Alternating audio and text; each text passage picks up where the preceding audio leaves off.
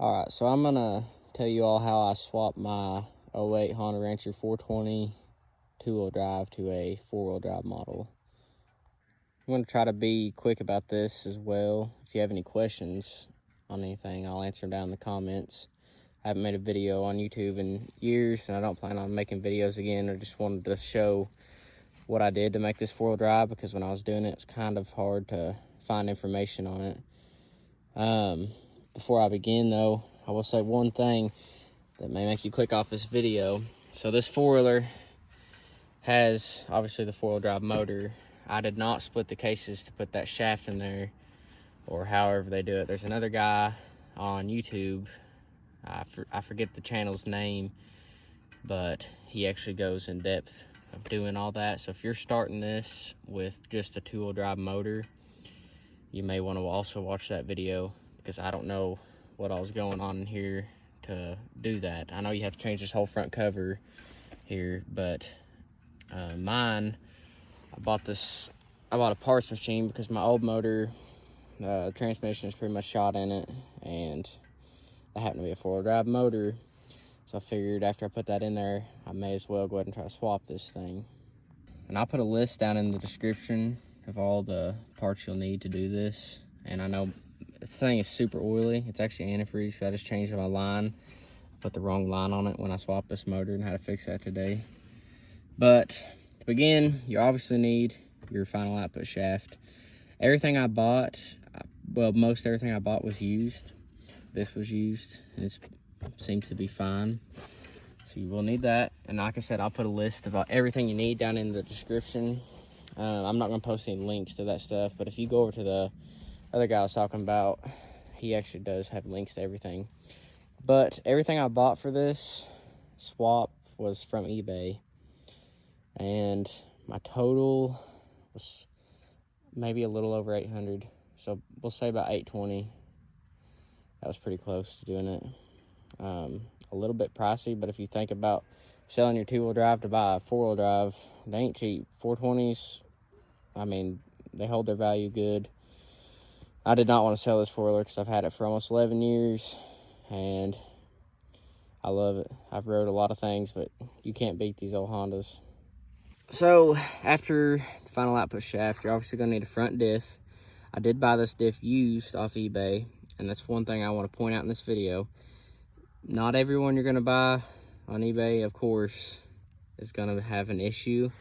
This one was supposed to not have any issues on it, but if you look right in here, it's pretty oily on the ground here, or on the skid plate. I'm leaking fluid out of that seal right there, and of course I didn't know that until I put this on.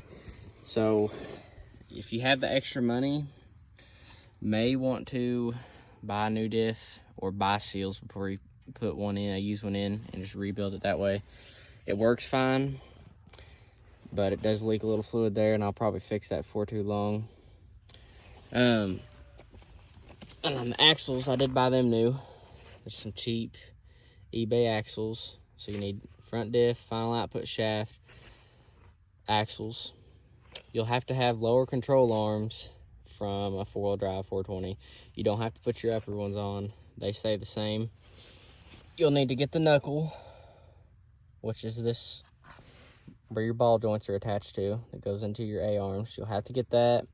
You don't have to change calipers. You don't have to change rotors. You will have to change your hubs. Mine are new. Just, again, cheap eBay parts. So far, no issues with them anyways. But you'll have to get those because they have splines in them for your axles to go into. You don't have to buy them brand new, of course. I just bought, they were about the same as used ones, so I bought mine new. Another thing, of course, you'll need is your shifter. Mine's kind of tight when I'm not moving, and I'll explain why I have a hose clamp and a spring on my linkage arm there in just a minute. But I bought this used as well, and I know it's sloppy. I probably need to adjust a little bit. It works perfectly fine. I didn't see any of these brand new. It's probably a used part you'll have to find. It's a whole housing. It comes with the cable and like everything under here. You'll have to probably get 2 bolts. The two-wheel drive 420s actually have the bolt holes for this to mount to. It's just 2 bolts. I don't remember the sizes, but luckily my parts spoiler actually had those bolts left on it. Didn't have this, sadly, but I did have the bolts, so that worked out good. Another thing you will need, try to zoom in on it, right there where the tie rods connect, it's called a Pitman arm. You have to get one of those for a 4-wheel drive, and that's because it's actually the holes, the center of the holes are actually a little bit closer together than the 2-wheel drive. So when you do that, of course, you're going to change your tie rods as well. Again, that was used parts that I bought off eBay. If you look right there on top of the differential, like where a little peak is, there's a bracket there. You'll have to get that as well.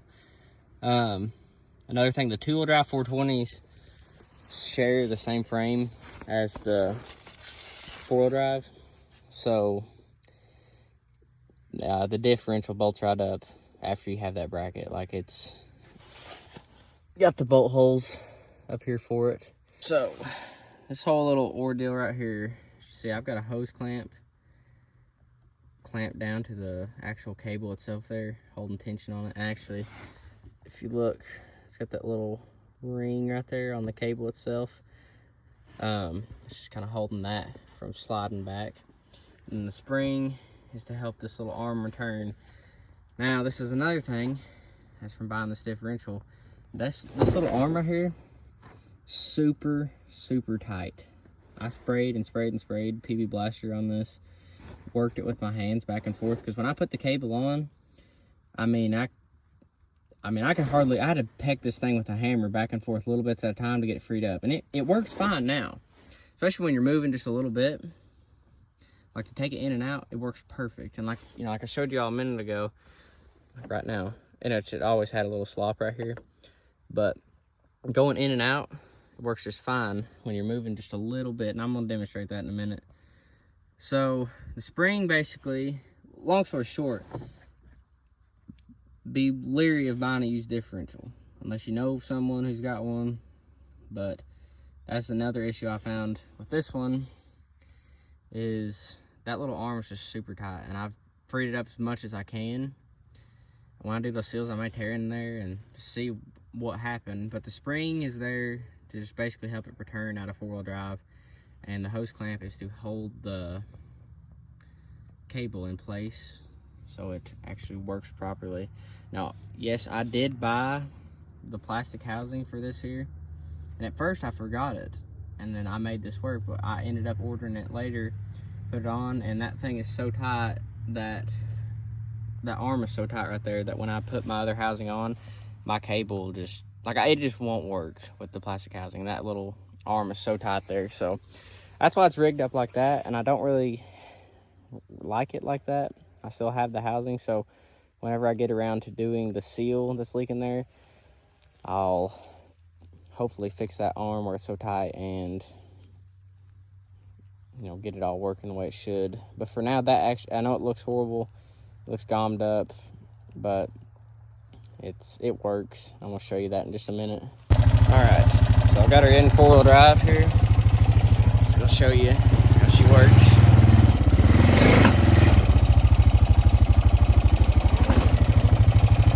Right up the creek bank.